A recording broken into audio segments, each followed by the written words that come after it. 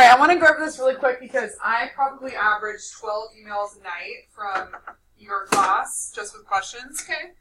So, just a reminder, guys, once we're out of school, I'm not like sitting there on my phone, so be patient with me if I don't reply to you right away, but I promise I will read it, okay? So first of all, I want to make sure that you guys know where your assignments are, okay? Where do you go first when you go to the Canvas page? Calendar. Modules. No. Modules. You should always go to mod. This is the only button you should ever use on my Canvas, okay? I make it really easy for you, so you only have to go to one spot. So you go to modules, and then you go to the week, okay? So like this week is obviously January 14th through 18th. You click it, and then it has what we're doing every day. So if you go straight to calendar or something, there might be an assignment where if you didn't look to see if there was background, you're doing an assignment without me teaching you it. Does that make sense? So sometimes, like if, where's today? Like we're going to review narrative writing and plot, girls. And then you're going to take a quiz on it to make sure you got it. It's just my assessment to make sure you guys understand it. If you didn't come to this page and know that we're reviewing it first, you would take that quiz without any help at all.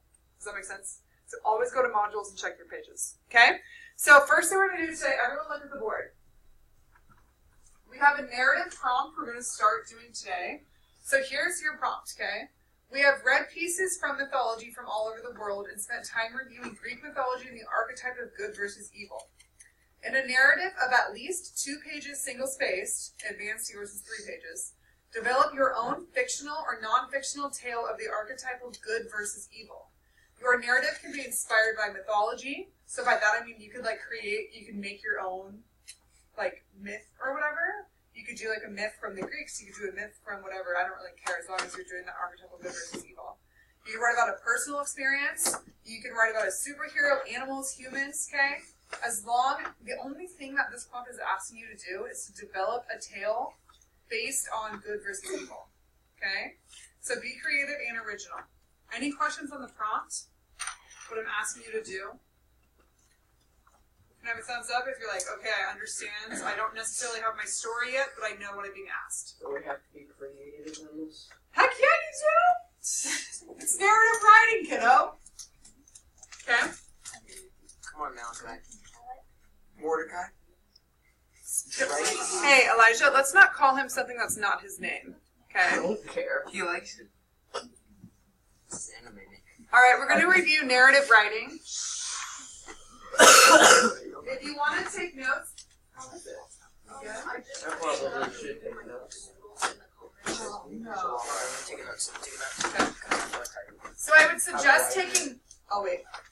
I've got to pull up You're fine. docs. Okay. We're going to review narrative writing. We have read some narratives so far, but we're going to review narrative and plot diagram and how to develop a story. Okay? Then we're going to go into the writing process and start our first spot in our writing process. You good, Malachi? Okay. I think we're going to laugh. Charles, do you want me to wait for you to get pulled up? Like 5 seconds. Okay, no worries. Do we have access? It's on Canvas. Yeah, it's on today's stage. It has to be 5 paragraphs. No. It is 15 pages. Alright. Alright, Ella, why don't you come around and sit next to Jillian so then you can actually see the board. That makes sense. Alright, so I should not see computers open right now unless we are taking notes. If you can push them away, I just don't want you to click on YouTube while I'm explaining to you a narrative. Okay? Johnny, you take your headphone out right now, just while we're talking about this, okay? Thank you. Alright. What is the purpose of a narrative? Someone read that to me. Someone volunteer. What's the purpose of a narrative? Elijah, what's it say, bud? It says, read it. Oh, you can tell me what in your own words. That works. It's like a story Okay, of with characters in it. totally. So it's a story. That's all it is. So the purpose of your narrative is to kind of entertain, right? It's to create something fun. It's to entertain. It's to tell a story. This is not a 5-paragraph essay. Okay? By that, what I mean is you are not having an introduction, and then your first example, second example, third example, and your conclusion. Your narrative is however you want to format it. The only real format that you have is a beginning, a middle, and an end. Does that make sense? So a narrative is however you want to tell your story. It doesn't need to be a certain number of paragraphs. It doesn't need to be a certain number of this, okay? My only requirement is that you write a story about at least 2 pages single-spaced. Okay? So, next. Characters. Alright, so obviously there are characters in the story. Okay? They're affected by the mood and they react to events in the story as you go, right? You have your main character, which could be your hero, or your protagonist. Can someone tell me what a protagonist is? Yeah, Jillian? It's like the hero or the good person. Yeah, so the good person, leave out. What were you going to say, bud? Huh? That? Okay. So kind of the main character, right? So, Ava, what was your favorite movie, Guardians of the Galaxy? Who was the protagonist? The protagonist is the main character who's typically the good guy. It was Peter. Okay, Peter. I need this to be like white.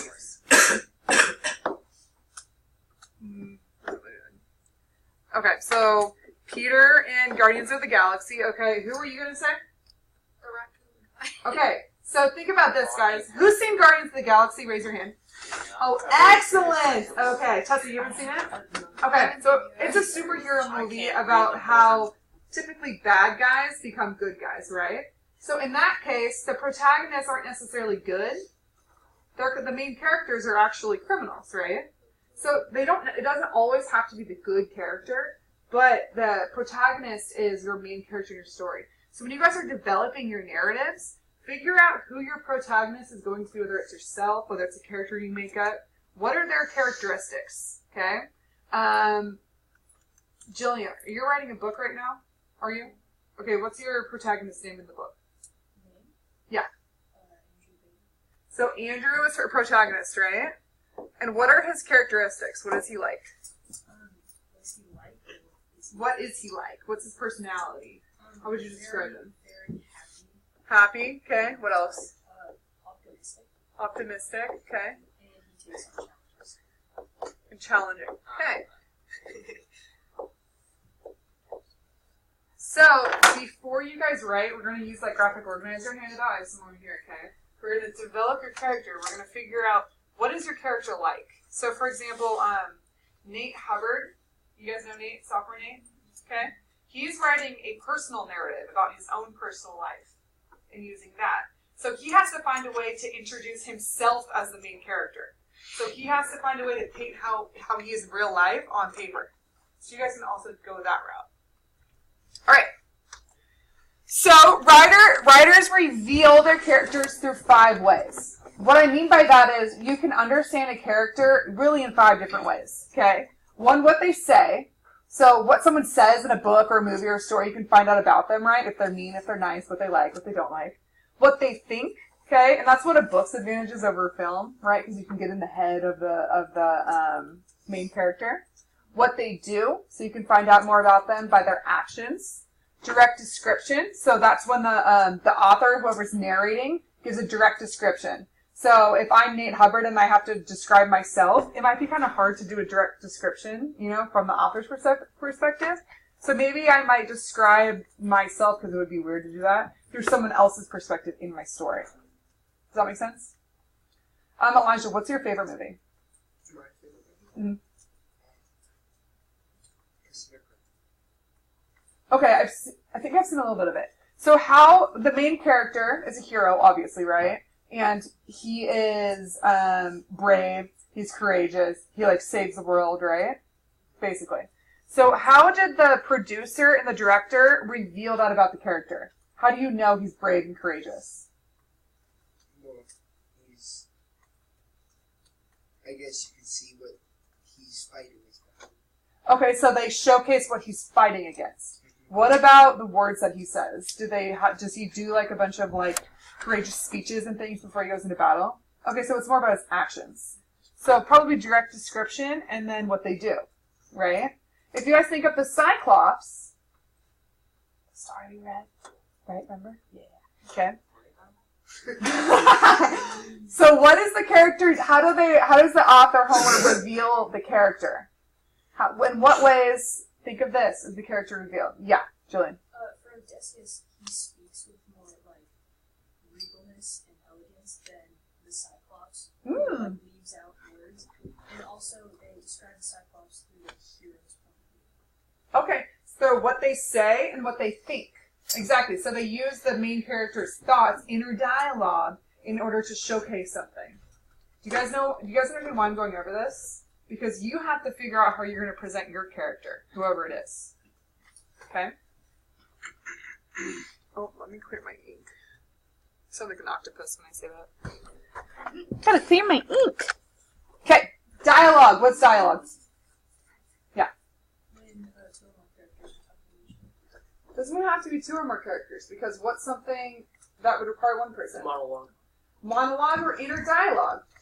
Malcolm's like, I knew that one. Okay?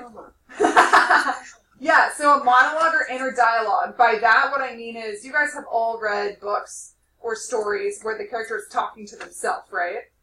Where they're kind of like a little thought bubble in a movie or something like that. Incredibles. Yeah. Incredibles. So you can totally have inner dialogue in your story, but that is absolutely essential for your narrative to have. Okay? Alright, this fun word. Dialogue tag. Alright? Dialogue tags are what attributes who is speaking to the dialogue. So by that, what I mean is, if you guys read a book, does it say who says the quotes? Yes. Because that would be confusing, right? If you just read a book and it was a bunch of quotes, you have no clue who was talking and you give up on the book. Am I right? Yeah.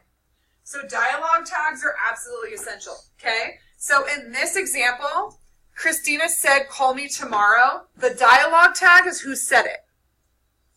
So your dialogue tag could be before the quote. So I could say, Caitlin said, quote, I left my cup of noodles in the comments. Okay? I saw it going, okay?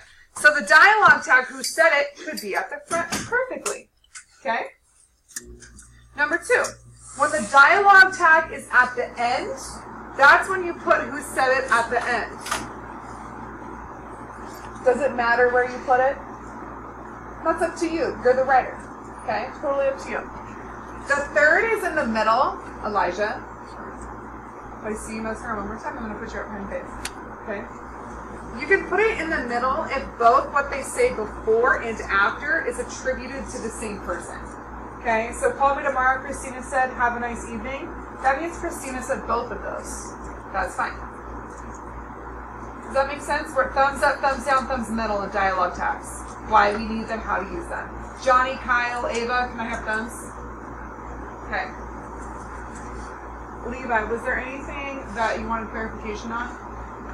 Okay.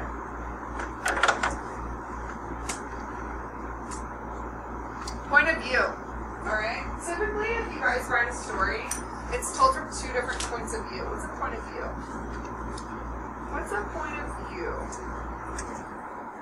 Levi. First person. Okay, so that could be first person, which is what? It's told from whose perspective? The main character, actually. Okay, that means I did this, you did that. Third person would be from the author. That means that, okay, let's give an example.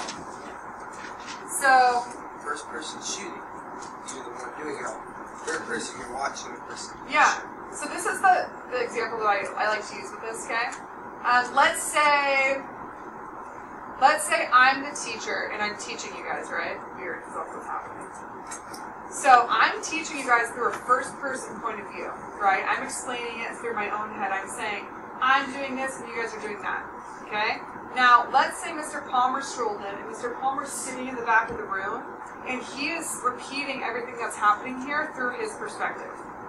He's saying Miss Nadolski did this while Elijah listened. That's third person. Okay? That's third person. That means that as the author, you are dictating what is happening in the story. You might be omniscient. You know everything that's happening. Okay? First person is more when it's told from the main character's perspective and you don't necessarily know where it's going. Okay?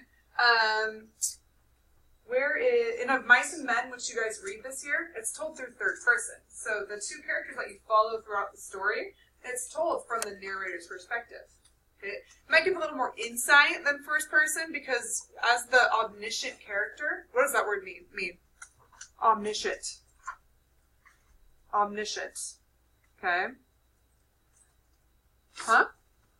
I'm just reading what it says. Or limited, okay? I'm gonna go with Jillian.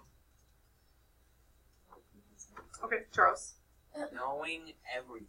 Okay? If you guys come from a religious background, you've known this word to describe God, right? All-knowing. That's what omniscient means. Limited, on the other hand, means that the narrator does not know everything that's happening. Yeah, Charles. I can't see. Did you need to see the board? I'm writing the first person point of view. I'm sorry, I saw it right there. Okay? Does that make sense, what omniscient would mean? The narrator knows everything that is happening in the story. So the narrator might foresee something that's happening, but the main character does not. Got it? What's the book you... Oh, and The Outsiders. How's that? Gossip Girl? Okay, Gossip Girl. Is that first person or third person? Third person. Because it's narrated by who? Well, author, and then like they tell you what's gonna happen. They give Yeah. you a little hint, but the characters have no idea. And that creates a sense of irony because sometimes as the audience, you know what's happening before the main character does. Right? Okay. Any questions on point of view? Jillian? There is, but it would be really hard to write that in a, you know what I mean? I don't know how you would write in that way. Because even if you're writing from, like, the minor character's perspective, it's still first person. So, there's a second person, but not necessarily in writing. Alright, how do we feel on point of view? Will someone tell me what they think they would use in their narrative, and why? Somebody besides Jillian, because I know she's beeping all over a girl. Reagan. I would use first person because I want my character as the actual character instead of the author's point. Okay. And what do you think that would do for your story to have the character being the one dictating what's happening? It might like give them more tips on what to do, so if it's third person, then the author knows more than the actual character does. Yeah. Kind of just learns. On the Okay. way. So third person might be a little bit ironic, but first person might create a little more intensity. Does that make sense, Elijah, what I'm saying there? If it's first person, because if I'm like detailing what's happening, it might be a little more intense coming from that person's perspective. Okay, just like if someone was describing a fight scene, it might be a little more intense coming from the person who's actually in it than it is from a third person who's just kind of describing what's happening, right? So you guys have to figure out what you want to use for your own point of view in your story. Setting. Malachi, can you read me the description of setting, please? Words to repeat. Oh, sorry, that's the white. Oh. You must describe the location where the action in a story happens, as well as the time, weather, mood, and surroundings. Okay, now do you see what is in the green bubbles around setting? You already read words to repeat. What else? Describe feelings. Okay, so words to describe feelings. Smells, To describe mood, smells. To describe sounds, location, sights. Alright, what am I trying to give you guys hints about here? Kaylin. If I'm saying you must describe the location in addition to time, weather, mood, and surroundings, then I'm saying you need to describe feelings, smells, mood, sounds. What am I trying to tell you about setting? You're trying to describe the setting. Okay, and so is the setting just a place? No. No, the setting is your feelings. The setting is your mood at the time. Yeah, you have to describe everything that's going on, okay? That's to be as descriptive as possible. Have you guys ever heard of show, don't tell? Have you ever done that activity before? Okay, so I'm going to pick on... Kyle, stay with me! Johnny. Can I pick on you? Okay, so if there's two different versions. There's show and tell, right? If I'm going to tell you something, I'm going to say, the girl was upset. Now, describe a better scenario where you're showing something.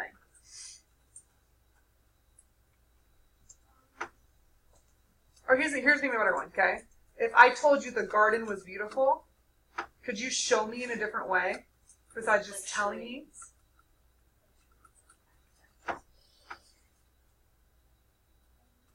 But in word form. Okay. Do you see where she's going with that? So then she would give me more detail, right? What do the flowers smell like? What do they look like? Okay. So that's what I want from you guys in your writing. You guys should show me things and what you see as the author. So, Levi, do you not have an idea about where you're going to go in your story yet? Your good versus evil? Bleh. No? Okay. So, anyone have an idea where they're going to go with their story? They might have any hints here. Jillian, where are you going to go with it? Do you have your characters and stuff? Yes, I don't have names though. I just want to. Okay, so what's going to happen? It's going to be person versus self. Okay, person versus self. Versus their imagination. Okay, so whatever's going on with her imagination, she has to be able to dictate exactly what she sees as the author. I will be grading you epically on that. Elijah, repeat what I just said. Sorry. Don't apologize to me. You're the one who's not going to know what to do. I know how to do What are you doing on your computer? typing. Typing test, really? I promise you I'm typing. No, I believe you. Want to take typing test? Are you doing your typing test? That you tell us what it's doing. To see how fast you Yes, get. that's what I was just sitting here doing. Okay. All right. The plot you have to develop in your own narrative. You have a quiz on this after this, so I suggest you pay attention. Okay. So the beginning of the story is called what? First of all, has anyone not seen this before? This diagram. So we're all familiar. The sophomores, like half the class, had never seen this before, so I wanted to review it. If not. Okay, so this is called a plot diagram. If you guys think about any movie or any story, they all follow this, okay? There's a beginning, a middle, and an end. So let's review this right now. The beginning is called the exposition, okay? The exposition is the flattest part of the story. This is where it introduces the setting, characters, okay? Malachi, what's your favorite movie? I don't know. What's a movie that you've seen recently? Lord of the Rings. Okay, so in Lord of the Rings, what is the very beginning of the movie? Do you remember? It's kind of a series, but Think of the first one that you ever saw. the first one that I ever saw was the first Lord of the Rings, and that was with Frodo under it's either a fruit tree or an oak tree Okay. reading a book. So right away, you meet the main character, right? And then you meet some of the other hobbits. Gandalf is a Yeah. character. Right in the beginning, you meet those main characters for the most part, okay? And you know that where's his hobbit hole? You guys remember what it's called? Shire. The Shire! Oh my gosh, it's been so long It's the since I've read Shire. It's in the land of the Shire. the land of the Shire. I'm so sorry. Okay? So you know right off the bat that it's set here and these are the characters. Same thing with your story. Okay? What's this called? Conflict. Rising action. Okay? Malachi, what's the word that you just said? Conflict. Okay? The rising action is where you introduce the conflict. Okay? So after you meet the characters in Lord of the Rings, what starts to happen next? The ring. The ring is introduced, Yeah. right? Now all of a sudden you have the issue. The fact that Frodo has to get the ring back to... He has to throw it in the... Well, first he It's been a thinks very he's long going time. to the elves. Oh, he does Rivendell. the whole mission. Okay, Yeah. you're right. But the conflict is that he has the desire to put the ring on, right? He constantly feels pulled to put the ring on. That's the conflict. And there's several other pieces of conflict within that, okay? Now, conflict is always phrased in a something versus something format. Does that make sense? Have you heard that before, yes or no? I got some head nods, okay? So you guys read The Outsiders, usually in 7th or 8th grade. Who's read The Outsiders? Can I have a hand raise? Okay, a lot of you for the most part. It's typically an 8th grade, or 7th grade book. Okay, something versus something. By that I mean it's typically person versus something. So in The Outsiders, who is the main character up against in terms of the conflict, Johnny? There's Ponyboy and So would it be Ponyboy versus society? Would it be Ponyboy versus self? Would it be Ponyboy versus, or person versus person? Yeah, that was It's person versus person, huh? Because who is he up against? it's so. Yeah, and then also, it could also be person versus society. Because as a poor man, poor kid, right? He's constantly fighting socials because they're rich and popular. There's a big social battle happening in that book. So you could say person versus society. So this is where you introduce the issue, okay? So in your good versus evil format, when are you going to introduce the problem? Soon in the story. You're going to start building the conflict, okay? Now at the top we have our climax. What's the climax?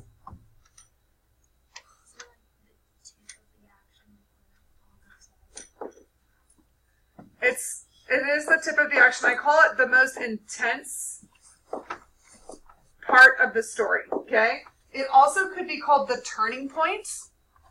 You guys good? Okay. The turning point, which means that the conflict has been building. You get to your climax, and then it starts to turn towards a resolution, which means the conflict starts to, like, fix itself, okay? So in The Outsiders, the climax might be the brawl, right? The big brawl between the Socs and the Greasers. Because then after that, the conflict kind of starts to diminish a little bit, and then the book resolves itself. Same thing with Lord of the Rings. What would be the climax, do you think?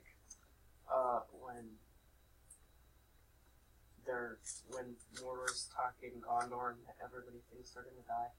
Okay. And then after that, there's still events that happen, but it starts to diminish, correct? Okay, so our climax is the most intense part. In the Cyclops, what would have been the climax? Daniel? When he rips out his eye. Yeah, totally. When he definitely stabs himself in the eye, okay? Now, yeah, that was like the most descriptive scene. Alright, falling action, okay? What's the falling action? Does anyone remember what this is, Elijah? It's when the action is starting to diminish. Conflict. So conflict diminishes, okay? Diminishes. So in The Outsiders, they have the big brawl, and then there's a falling action, which could be when, remember the Soc comes and talks to Ponyboy, and they kind of like make amends a little bit?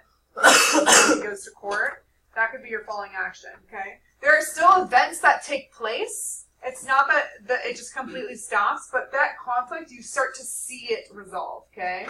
Now, what's the resolution? To be continued. No, I said do not end with to be continued. What's the resolution? Kaden, do you remember, bud? Remember what? What a resolution is? To what? What is a resolution? Oh, a resolution? I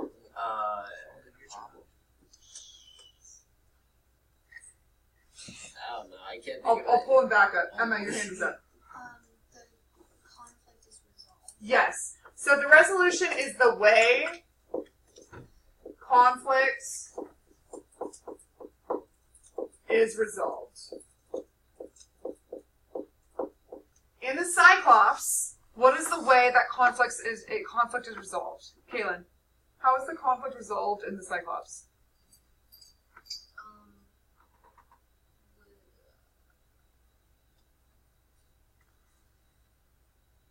So the conflict would be that Odysseus faces the Cyclops who traps him in the cave, right? And then, so how does he resolve that issue? Yeah, he tricks him, okay? Now, here's one thing. Everyone look at me when I say this. Every story has a resolution, okay? Look at me, Johnny! Every story has a resolution, okay? Even if that means that there is questions after the story, okay? That means that it's still resolved. You can resolve a story by going into another storyline. Does that mean, how many movies have you guys seen that lead into the second one? Lord of the Rings. Okay, Lord of the Rings, back to Lord of the Rings. Huh? Star Wars. What about Divergent, okay, Hunger Harry Games, Potter. all of them. Harry Potter, Star Wars. Star Wars. Star Wars. They all resolve themselves in that single conflict, okay? But they might introduce a new storyline. You guys can do that. But I don't want it to be continued, ... That's just lazy. Okay? If I see that, I'll be so mad. So mad. Why do you like that? I'm gonna We put just it end it on a cliffhanger. My climax. But if you put to be continued, that shows me that you just got bored, basically. Or you were like, I don't know what else to put. Yeah, you can wrap it up in different ways. Alright? Alright, kiddos, Kyle, stay with me. Thumbs up, thumbs middle, thumbs down. How do you feel with plot diagrams? Do you think you could teach that to a friend? I know what my climax is going to be. Okay. I'm gonna forget in like 5 minutes. Faith, darling, what are we a little confused on some aspect of it? Children's talk. Which part?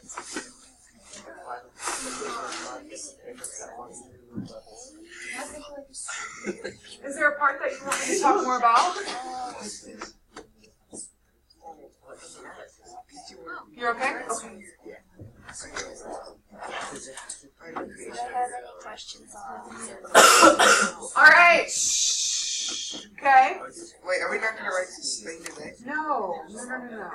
How long does it take you? Yours is due on Tuesday. Oh, I was just gonna write. No. We're going to talk about that. Okay. Bring it back, Johnny Eyeballs. Okay. So I have 6 basic plots. In most stories, these are kind of the plots. Okay. It's either character versus nature. So like Jaws, lost and found, person loses an object. Lord of the Rings, it's there again. All right. Character, the personal problem. So maybe like Rocky, okay, or Creed. If you saw Creed, the new Creed movie. I only see one. Good versus evil. That's what we're focusing on. Okay, we're focusing on good versus evil. Crime and punishment. So that might be like Sherlock Holmes or superhero movie. Boy meets girl. Typical love story. Okay. Fault in Our Stars is kind of in that way, but it's also got a lot of other stuff mixed in. Romeo and Juliet, which you guys will read this year. What's up, Elijah? It was a book that Mary introduced us to. What book? The Tales of Faulkner. Okay. All right. You guys can incorporate other things and still have a good versus evil story. Theme. Oh. Yeah, I wasn't done. Don't you want us to take notes? Charles just like shaded me hard on that one. Don't you want us to take notes, teacher? Johnny, headphone on. I'm a troubled student. I need these notes. Charles, I feel like I'm you not made me bragging laugh about way it. more than it should. Like, I feel like some of the things you say I shouldn't find funny. But I still laugh. That's me. Mary laughs at just fine. You can sneeze and she laughs. Maybe you'll find... Talk about sneezing and she laughs.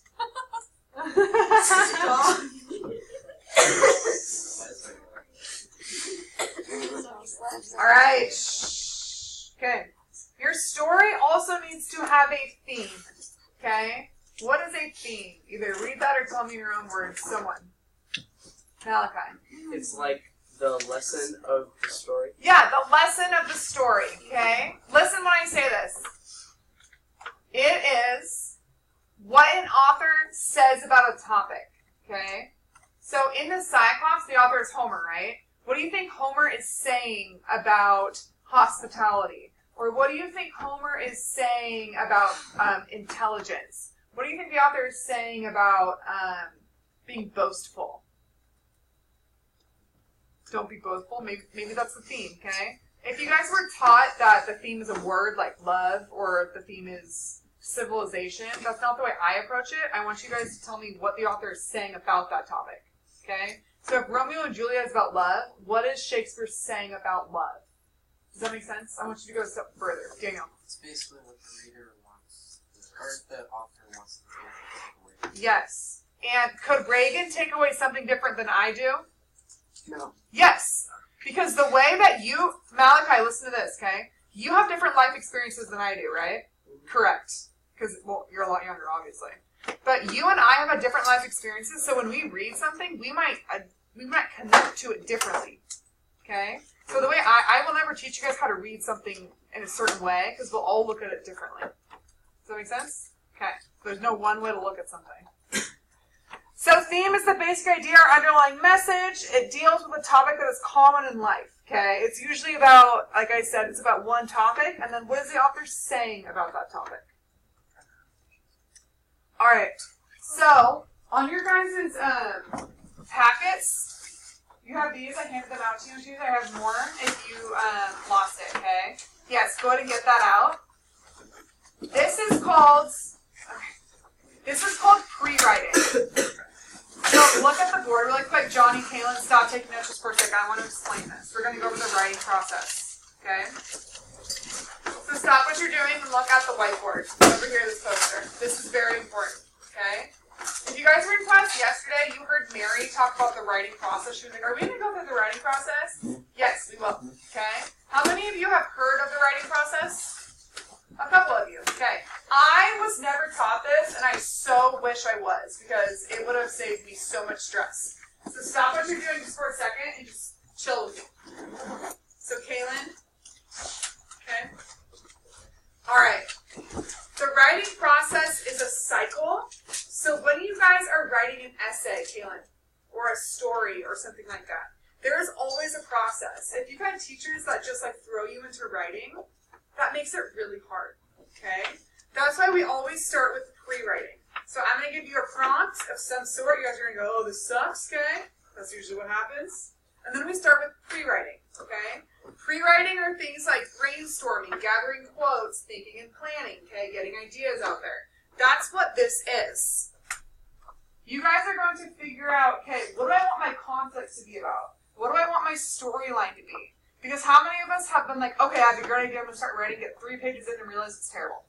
Okay? It's happened on essays, especially timed ones, where you're like, oh gosh, this is awful. And it's like backspace, you got like 10 more minutes, okay? I was your age once. I did that several times, okay? Pre-writing eliminates that, because if you get through your entire story, your entire essay by pre-writing and planning it out, you skip that issue of having to delete your draft, okay? So we are pre-writing today. We're planning to write. We're getting all of our ideas out there and mapping out our story. Tomorrow, we begin drafting, okay? You guys might know drafting as like writing or organizing your initial ideas, okay? However, I like to call drafting word vomit. So, when you guys draft, listen to me when I say this. When you guys are writing your first draft of an essay or a story, you should never stop and reread and edit. Okay? Because that stage comes later. When you guys are writing something, you need to just get everything out there. Get all your ideas out on paper, because otherwise, you stop, you go back, and then you edit something, and then you forget where you were going. Right? You're like, oh, I want to talk about something else, what was it? You get off your game, basically, when you stop and revise things in the middle of drafting. Okay? So word vomit. Just get your entire draft done, and then we'll go into our revision. Okay? So when we do peer revision on days, you're going to be looking for things to make better. You're going to be looking to add content, remove content, add a quote. Okay, you need more explanation here. Your topic sentence is terrible. That's revision. Then we go into revision. Okay, that is not grammar, spelling, punctuation, which is your guys' favorite thing to look for on peer revision, right? When you guys get on this essay, you're just like, okay, you spelled this word wrong. You guys aren't looking to like improve your writing necessarily because you don't know yet.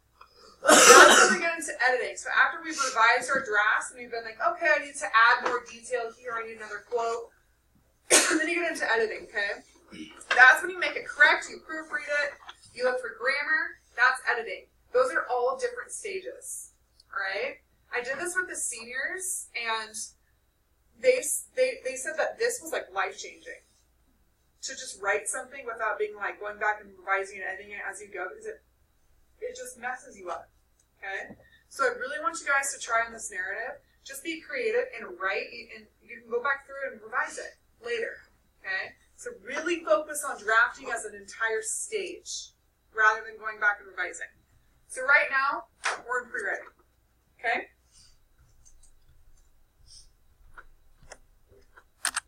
Any questions on that, or why I would do that, or why we talk about it? Why do we do that? Because it helps you write. We go through each stage, so I'm not just giving you an essay, and then you're just kind of like, okay, I'm going to take a few days to try to figure this out. Oh, I got to backspace, right? How many times do you guys get to like the intro paragraph where you're like, how do I start this? Yes. Okay? If you are able to like map out where you're going with your essay before you start, it's a lot easier. You already know where you're going. Yeah. I don't have a packet. I'll give you one. Okay. So, you guys have. How do you want to? You guys are fat liars. I'm not lying. I just don't want to get it out of the back. Are you sure you passed I these have out? this one for myself. I bet you guys love them. No, I don't even remember getting these. Okay. Hold on. Did it? All right. Bring it back to 3, 2, 1, 0. Okay. You have 2 things. You have 1. All right. You can either start on your narrative packet, or you can take this quiz on plot, which we reviewed. If you want to take it now because it's fresh in your mind, go ahead. Okay. However, I want you guys to look at this graphic organizer really quick. Let me see.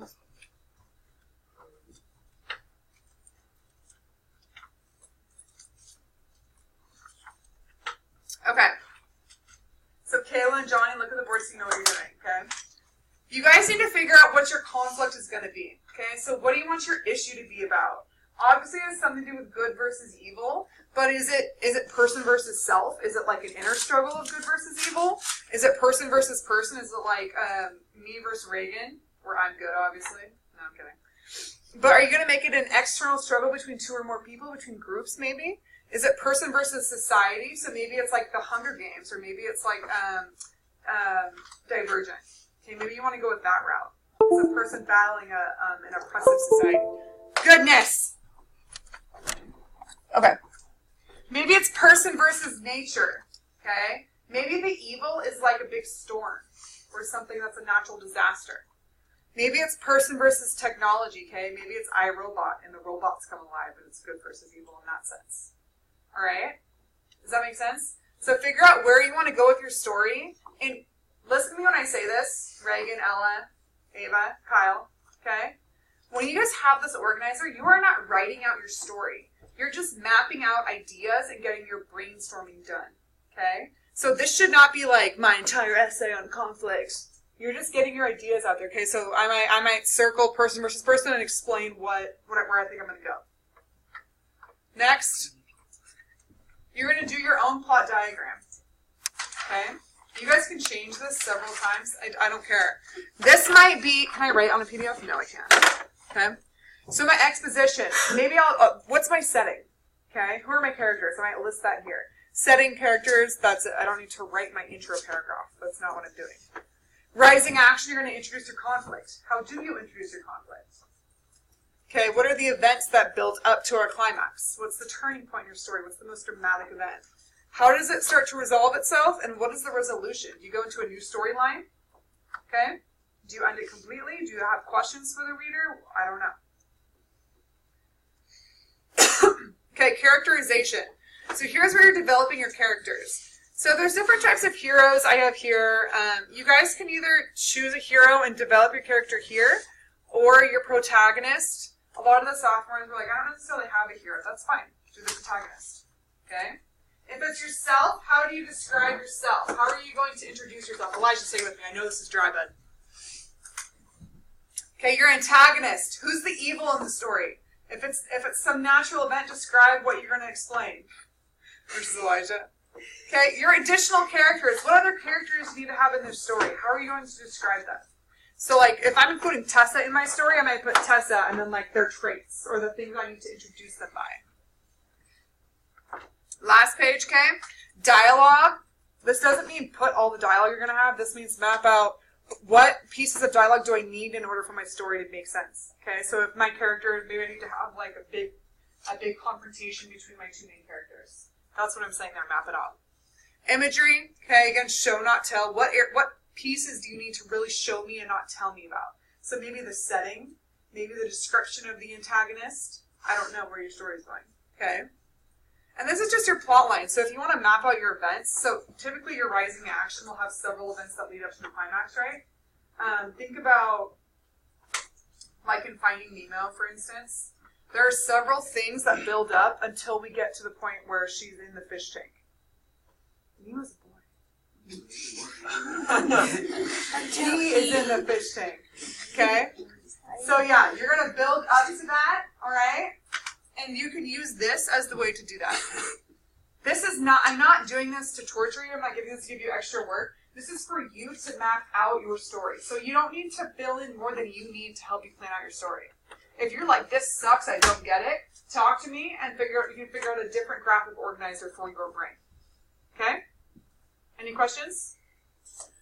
Yeah, Jillian. If they're not that animal, their self or another person, like a cyclops, would that still be person versus nature?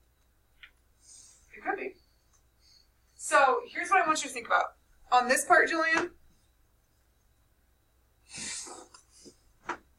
you guys can start working if you want to. This determines where your story goes, right? So someone today was doing a story of one of the sophomores, because theirs is about survival. One of the kids is going to write a story about how the character is driving cross country to do something, I don't know what the event is, and he runs out of gas in the desert. So he was like, well, would it be person versus nature or person versus person? If you're going to go person versus person, then your story might be about the internal struggle in order to survive in the desert. If you go person versus nature, that might be about the struggle of the elements of getting to gas. Like getting through the desert to get to more gas to put in your car, right? So which conflict you choose, I don't care which one you choose, but that's going to dictate where your story goes.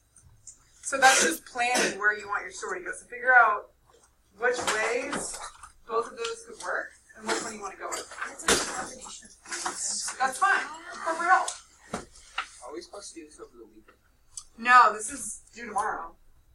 You'll start drafting tomorrow. That This is. thing's due tomorrow. Yes, this packet. This should not take you long. When's the whole Essays? Tuesday. we can write Your- about anything we want? Yeah, it has to have the archetype of good versus evil, though. Okay. Okay? So it has to be some sort of story where it includes a good versus evil element. His name's spelled like climax. Malachi, write about it. Don't tell them. Mark is going to be reading a book Following and action he gets a mostly paper cut includes and he goes to reading pick the out the book window and stuff. So the following action motion, this is the beginning of how the Or puzzle you're right about how he lost his knife at first and he smashed his computer. Oh, except change the name to like. Or it's his first day at public school and then his friends are saying words that he doesn't know. So he looks them up and he sees something he shouldn't and he throws the computer out the window. And then his mom gets Yeah, go ahead. But I did it for a good reason. Wait, you did all that, didn't you? No, I didn't. I would look it up in the dictionary because I don't know. He was like, Oh, hold on. Let me pause Moron this. doesn't mean smart.